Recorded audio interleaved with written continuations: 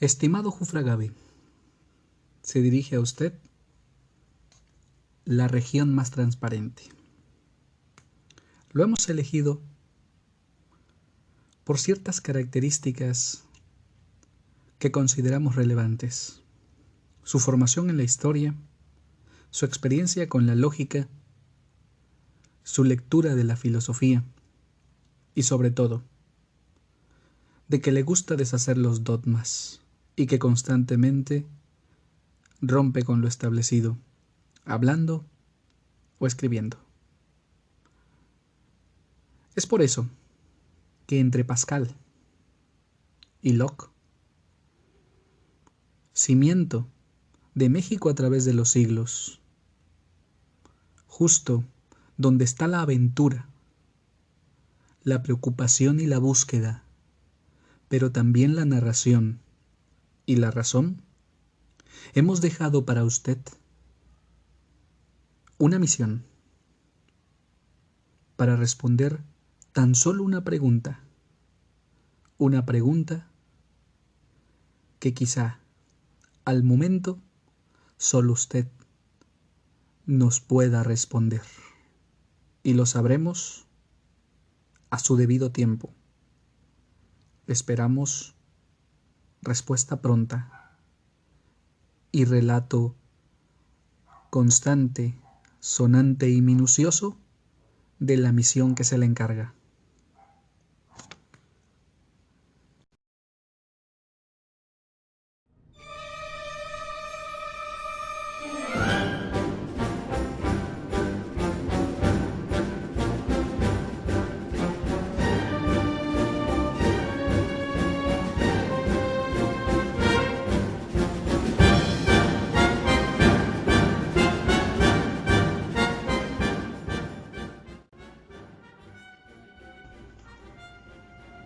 Fuga grave. Actualmente estamos viviendo una época denominada como el renacimiento de las ideologías. Además, han nacido nuevos críticos al sistema político que antes fueron epígonos. En ese ambiente ha sugerido un planteamiento que desde la época de la Reforma había nacido con la intención de regenerar la relación un pueblo que antes fue la metrópolis en este país. En aquel entonces no hubo eco por los problemas internos de nuestra nación, como el proceso de fragmentación que está viviendo la España metropolitana. En aquel entonces, los liberales mexicanos establecieron una pregunta: ¿España tiene que pedir perdón por la conquista de nuestro territorio? Actualmente se ha vuelto a plantear esa intención, pero ya no como una pregunta, ahora se expresa como una afirmación. Se ha hecho la solicitud para que el gobierno de España, junto con los residentes de la corona, pidan perdón a México por los atropellos de la conquista. Su misión, si decide aceptarla, es hacer una reflexión fundamentada con los textos teóricos del área, de la historia, la política y lo que sea necesario para poder responder a la pregunta: ¿España debe de pedir perdón?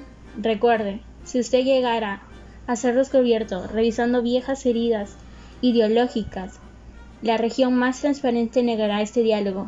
Este mensaje se decidirá en cuanto usted apague el dispositivo. Suerte, Fugragabe.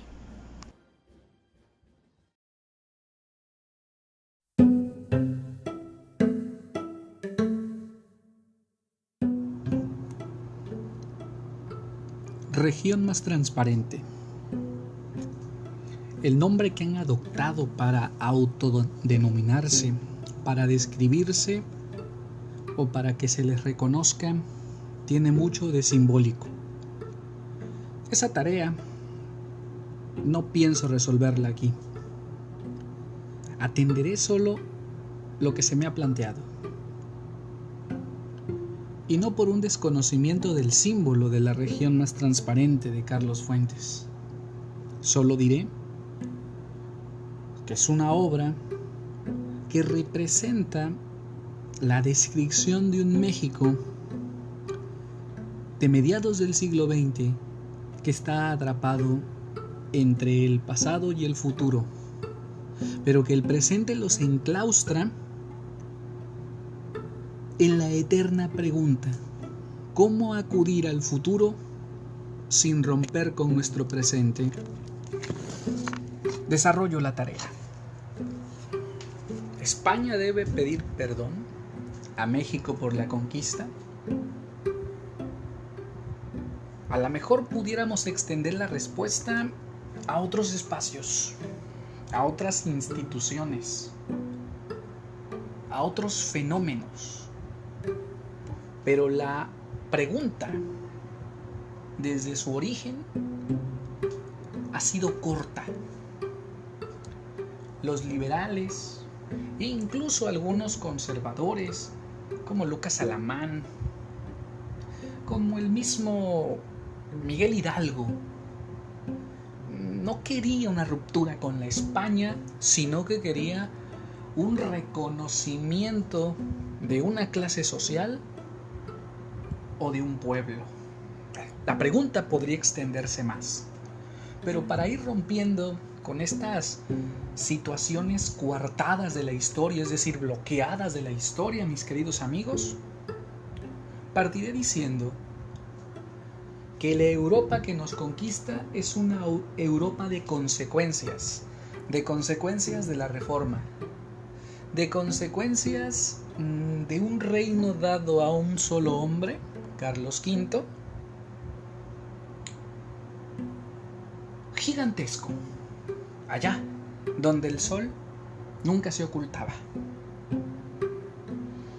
Pero aunque era un reino dominado por un solo sujeto, habría ciertos espacios pequeños, casas reinantes: Alcalá, Navarra, Zaragoza, Aragón, Valencia. Y habría dentro de esas mismas casas un conjunto de pueblos. Se ha dicho que la conquista es particular. Sí, fue particular hasta la muerte de Fernando y de Isabel. Pero después de la muerte de Fernando y Isabel, se tomó como una causa imperial. Carlos V en el poder y sus sucesores de la Casa de los Habsburgo hasta los Borbones, y que hoy los Borbones actualmente gobiernan España en la Casa de la Corona, el rey de la Corona o el propietario actual de la Corona, Felipe VI, sigue siendo un Borbón y heredó el nombre de Felipe V. Vamos dando líneas a este fenómeno. Bien, esa Europa está fragmentada y el territorio, el imperio que nos conquista, es un imperio fuerte, sólido, consolidado, pero que en Europa ya no tenía cabida. Inglaterra, el reino británico, era fuerte. El reino francés también. Pequeños reinos también tenían cierta consolidación o fuerza, como los reinos de la Italia, de los estados pontificios, pero también de los estados mediterráneos. Entonces, la Europa fragmentada, partida tras las crisis del medievo, tras el Renacimiento italiano, que tiene que ver con el arte, pero también el Renacimiento francés, que tiene que ver con el método. Claro, René Descartes no pudo terminar su obra en Francia, entonces se fue a Holanda, donde había un poco más de libertad. Pero también había un Renacimiento británico que ya Tomás Moro había encabezado, ¿sí? Que el mismo autor del Paraíso Perdido, amigos de la región más transparente, ya ciego, escribe El Paraíso Perdido, pero él era un ministro británico. Entonces, si nos remontamos, pues habrá obras que fundamentaron a la época medieval, como la Divina Comedia, pero hay otras obras, bueno, podríamos citar muchísimas, toda la obra de Santo Tomás, Derecho de Gentiles, obviamente la Suma Teológica, las Universales de San Buenaventura, etc. Todo eso podríamos enumerarlo, pero quiero llegar a responder una pregunta dando un contexto. Esa Europa partida generó un problema, que unos se integraron a la nueva Europa, es decir, a la Europa tras la caída de los principios medievales y el surgimiento de los principios renacentistas. Esa Europa dominó, esa Europa se instaló, pero en España no. En España ocurrió algo interesante. Muchos nobles fueron incorporados al Renacimiento. Y digamos que se generó ese concepto del hombre culto, del hombre novedoso, del hombre a la vanguardia. Pero hubo otros que seguían atrapados románticamente en un pasado. Esos hombres que estaban atrapados en ese gran pasado de toda una Europa unida eran los reyes de España. Pero no solo los reyes, también Hernán Cortés. Era un sujeto que por un lado era un ser que añoraba ese pasado medieval de gloria unido, o sea, de una gloria unida, de una gloria de Dios unida, pero también era un hombre que ya no se iba a poder incorporar en Europa al modelo. Entonces, las aventuras de Cristóbal Colón, las narraciones de Tomás Moro de la utopía, las reflexiones hechas a través de la lectura de los viajes de Marco Polo, convocaron a esos hombres que no querían dejar el paraíso perdido.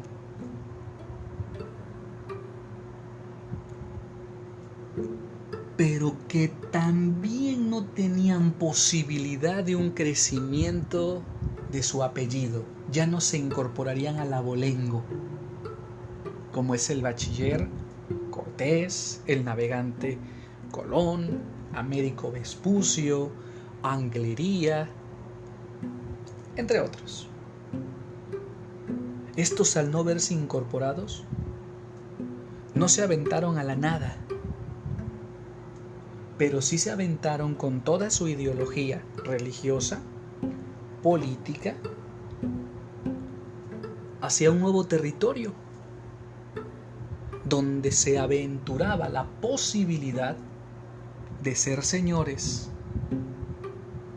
porque en su territorio solo les quedaba la posibilidad de ser vasallos.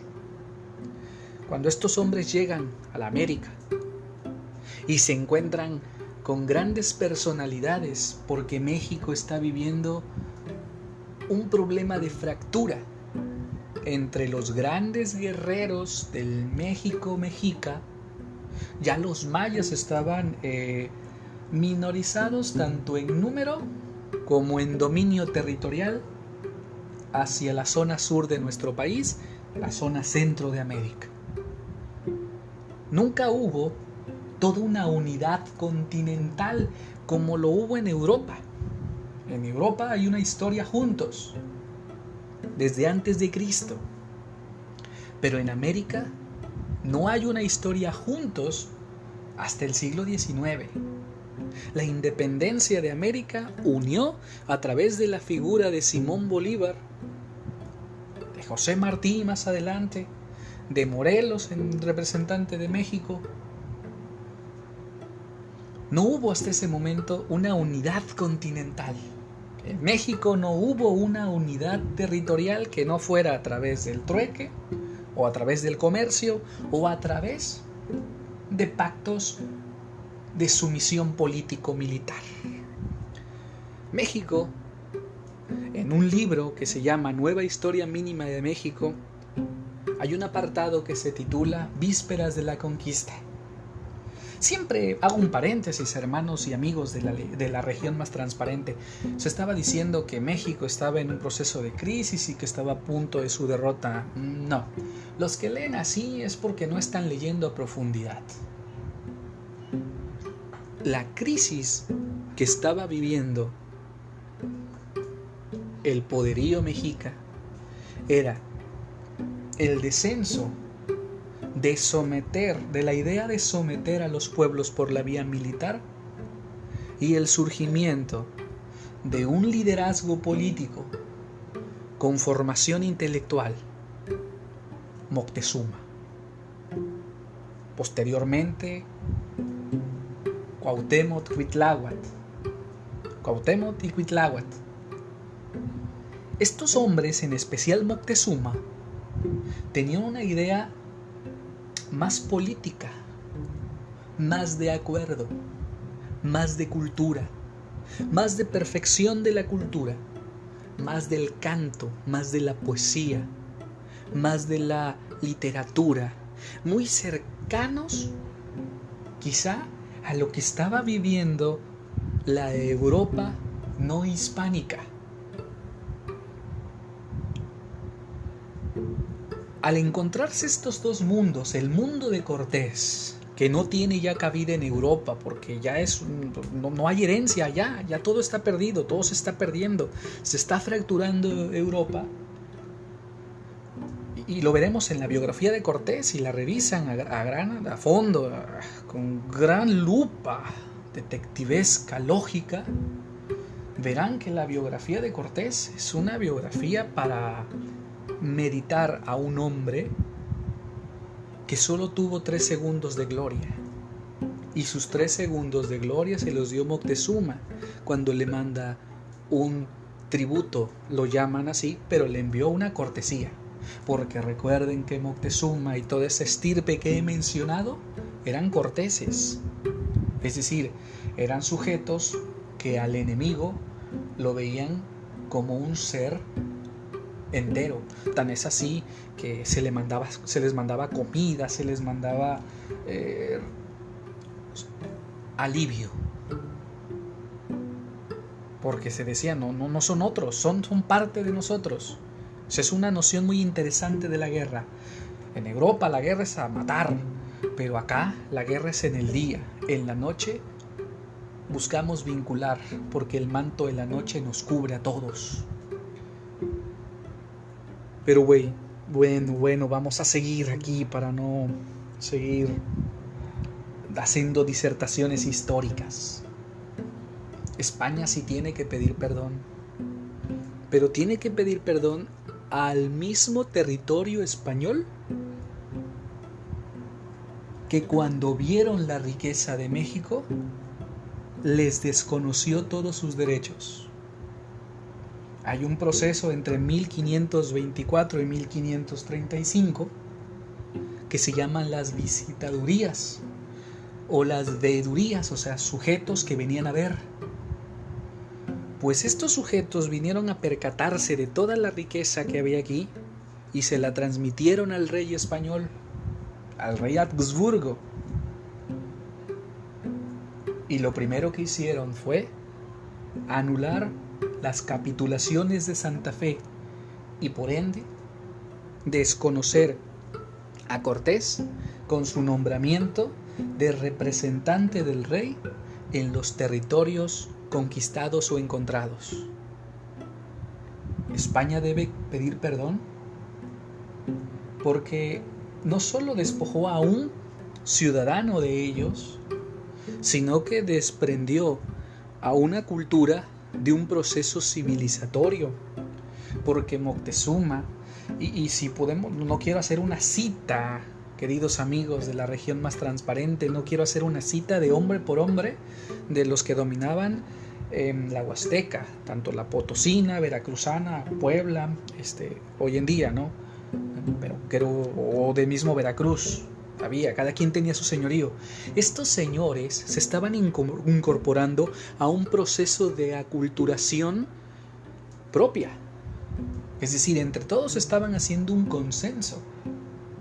Un consenso que pudo haber tardado 1 siglo, 2 siglos, 3 siglos, 4 siglos. Pero los españoles detuvieron ese proceso. España debe también que hacer una revisión al sometimiento que hizo con respecto a la Iglesia. Porque sometió a los representantes de la Iglesia mediante las bulas alejandrinas a acompañar esta expedición a lo que hoy conocemos como México. O sería interesante preguntarnos, ¿por qué no se han hecho santos a los primeros frailes que vinieron a conquistar religiosamente nuestro territorio? Otros hacia África los han canonizado, acá no. Entonces aquí la Iglesia tiene una deuda de solicitud de perdón con respecto a estos personajes que acompañaron a Cortés, pero que fueron desconocidos, ya que estos personajes se incorporaron más al proyecto español que al proyecto de la Iglesia. No olviden que el Papa Alejandro VI pertenece a la casa española. Por lo tanto, hay una complicidad. Aunque los demás cardenales de la Europa de ese entonces no hubieran estado de acuerdo, había un vínculo, porque España era el único reinado que todavía tenía pactos con la Iglesia. Los demás ya estaban solo reconociéndola como un poder religioso, pero ya no como un poder social y civil. Pero sigo avanzando. Las narraciones de los sujetos que mandaron correspondencia a España hicieron alteraciones de lo que vieron. No narraron la cultura, no narraron la educación, no hicieron relatorías solo únicamente de la guerra y del salvajismo. Fray Bernardino de Sahagún, las mismas cartas de relación de Hernán Cortés, la misma historia de la conquista de Bernard Díaz del Castillo, las narraciones de los visitadores estaban tendenciosas, y que para los lógicos o los filósofos de España, como Francisco de Vitoria, leía estas cartas y no las creía, por el salvajismo o por la exageración que se hacía con respecto al comportamiento que allí se narraba. Queridos amigos de la región más transparente, no estoy defendiendo la cultura mexica. Estoy exhibiendo que desde el instante en que empiezan a llegar o a leerse los documentos que narran la situación en la Nueva España, en el seno de la Escuela de Salamanca, de la Universidad de Salamanca, ya se estaban cuestionando estos textos, su veracidad y su acercamiento a la realidad.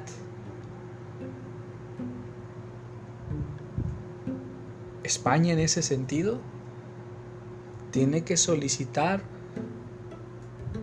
una disculpa por haber permitido la alteración de ciertas narraciones, y esto está prescrito en el derecho internacional, pero al mismo tiempo está señalado en un texto fundamental de la escolástica cristiana, que es el derecho de gentiles. Es decir, el derecho que tienen los otros de la misericordia cuando no son descendientes de una tradición cristiana. El único intento fue el querer establecer el derecho indiano y el derecho novohispano, o el derecho español, es decir, un derecho para indios, un derecho para mestizos y un derecho para los españoles. Pero el derecho indiano se reducía solo a darles casa, educación y que estuvieran bajo la tutela de un fraile. Se restringió ese principio fundamental del derecho de gentiles sostenido por Tomás de Aquino, un elemento fundacional en la tradición escolástica cristiano-católica. España en ese sentido no solo tiene que pedir una disculpa o un perdón a México, no, tiene que hacer una revisión histórica y hacer una fe de erratas con respecto a lo que asentó como verdadero. En este escenario haré un paréntesis fundamental y pertinente. La lógica fue desconocida,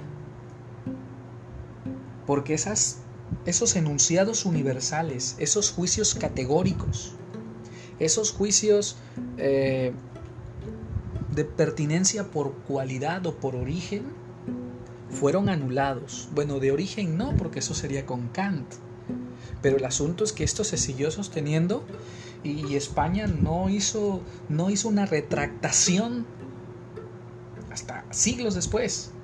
Entonces igual sí que es pertinente mencionar una categoría de los juicios hecha por Kant en un escenario donde no estaba Kant, ¿no? Porque esto duró. Algo que también es importante es que gracias a esta fragmentación social de México se generó un mundo prohispánico y antihispánico.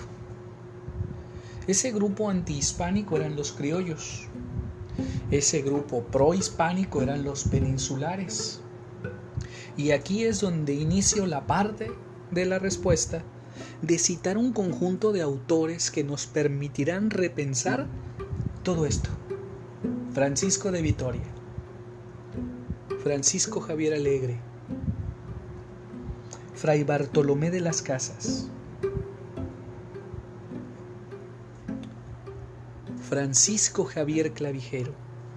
Francisco Javier Clavijero es destacado por Historia Antigua de México, donde ya está haciendo una revisión a ese pasado que los españoles cubrieron con las historias de la conquista de la Nueva España. Por otra parte, Francisco Javier Alegre hace toda una narración de la Compañía de Jesús en México y esencialmente dando ciertas pinceladas al fenómeno jansenista, es decir, a un fenómeno surgido en Holanda que cuestionaba este carácter dogmático con el cual se había dado la conquista de México. Pero sigo con mi relatoría de personajes. Luis Villoro, el proceso ideológico de la revolución, de la guerra de revolución de independencia de México, nos va citando, ¿sí?, esta ruptura entre ese México post-hispánico y antehispánico. Pero ahí Villoro, más adelante en otra obra, va a decir los grandes momentos del indigenismo en México. Y es aquí donde México y España tienen que pedir disculpas al mundo indígena, incluidos los projuaristas. Tienen que pedir perdón y hacer una retractación histórica a la anulación que desde la primer constitución liberal del 10 de octubre de 1824 anularon el fenómeno indígena en México. Es decir, echaron por la borda los sentimientos de la nación, que fue el anteproyecto de la primer constitución del estado de Anáhuac. Aquí entonces el perdón no solo es abstracto. Los historiadores, los filósofos, los grandes pensadores tienen que hacer una revisión para establecer un método de retractación histórica. Volver a escribir la historia, pero con 4 claves: la clave indígena, la clave mestiza, la clave antihispánica y la clave prohispánica. Haré una pausa para realizarme un cigarrete con las primeras 3 páginas de los Tratados de Córdoba.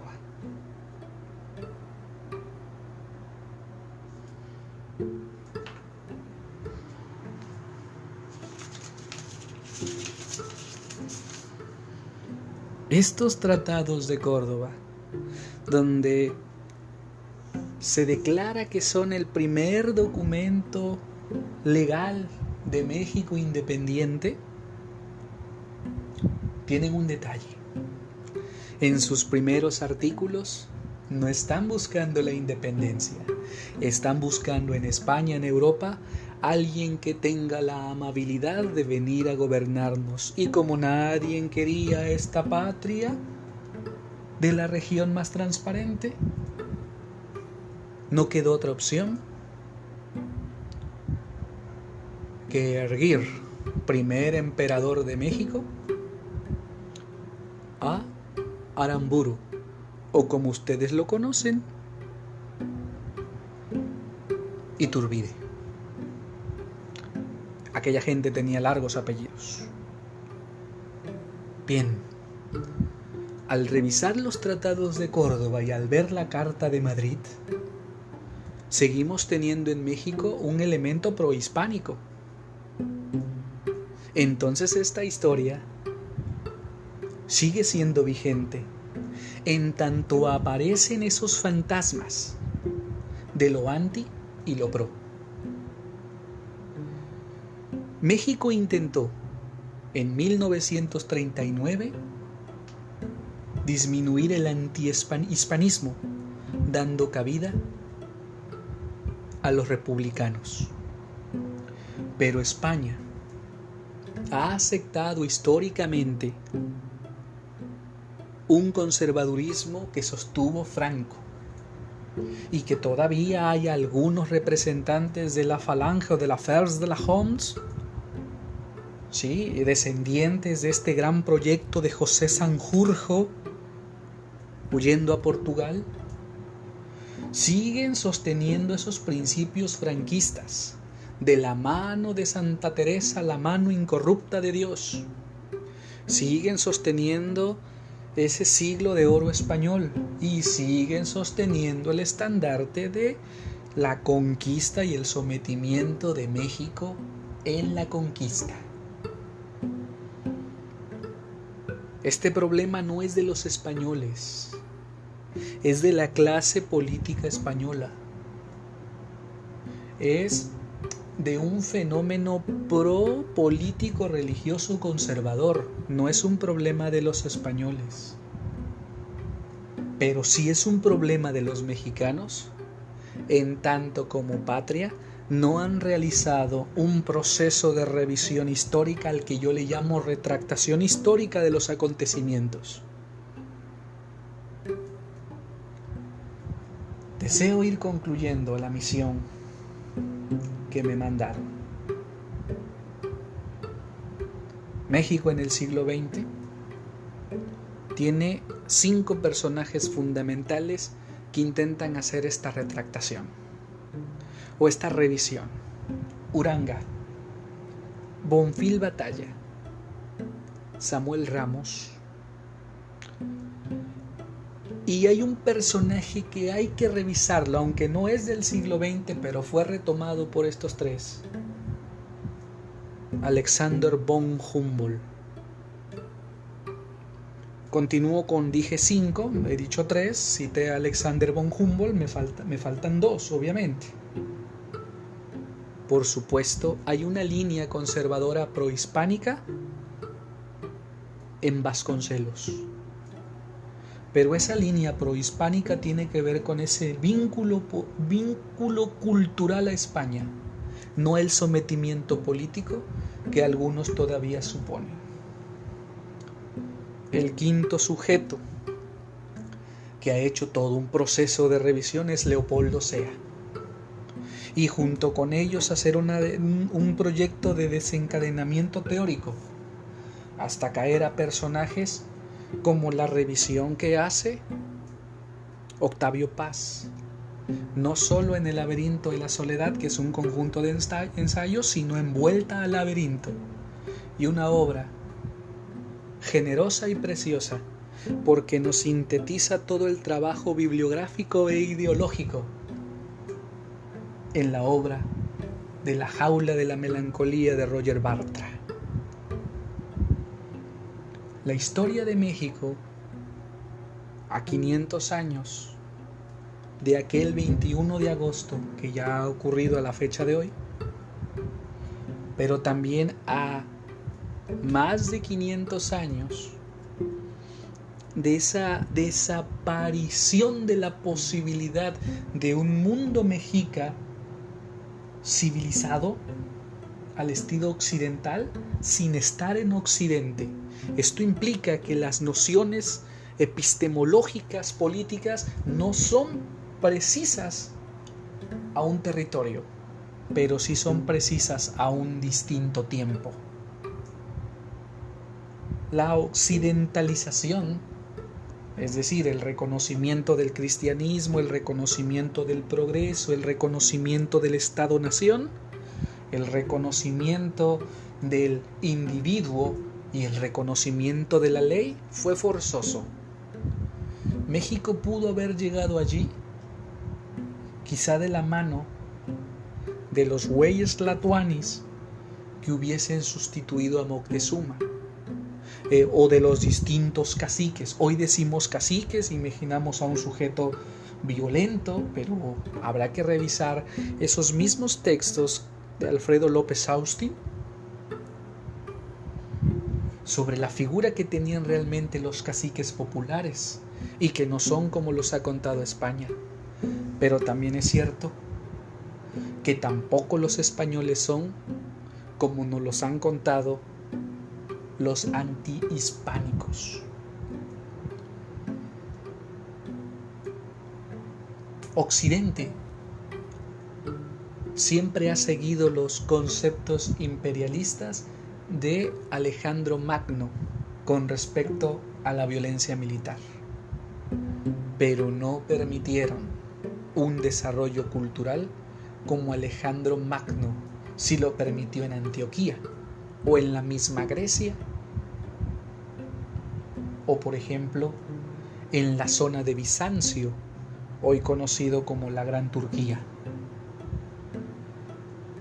Esto es fácil de explicar, porque a lo mejor no tenían todos los conocimientos de los expedicionarios del siglo XIX, porque el siglo XIX fue el siglo genial, el siglo generoso, en que muchos hombres dejaron su patria por ir a revisar otras. Y es allí donde encontramos la figura de uno, Alexandro von Humboldt, y la figura de un hombre que, al igual que Cortés, la historia no se la leyeron bien: Maximiliano de Habsburgo.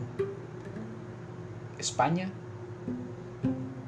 como pueblo, no tiene que pedir perdón, o al menos aquellos que crean que México todavía es un espacio sometido a ellos.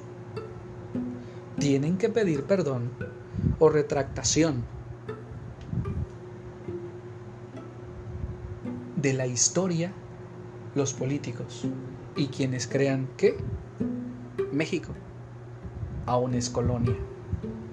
Y ojo, México no fue colonia, México fue virreinato. No me detendré en la erudición, en el elemento erudito de esta definición de conceptos, pero México fue virreinato, no fue colonia. Por último, amigos de la región más transparente, dejaron el dispositivo entre México a través de los siglos de Vicente Riva Palacios, pero también lo hicieron entre Pascal y Hobbes. México a través de los siglos concluye en el Porfiriato. Parece ser que la historia más completa que tenemos de México es esa en versión literaria. Pero hay más. Y hay que revisarla. Y ya la he enunciado a lo largo de esta respuesta.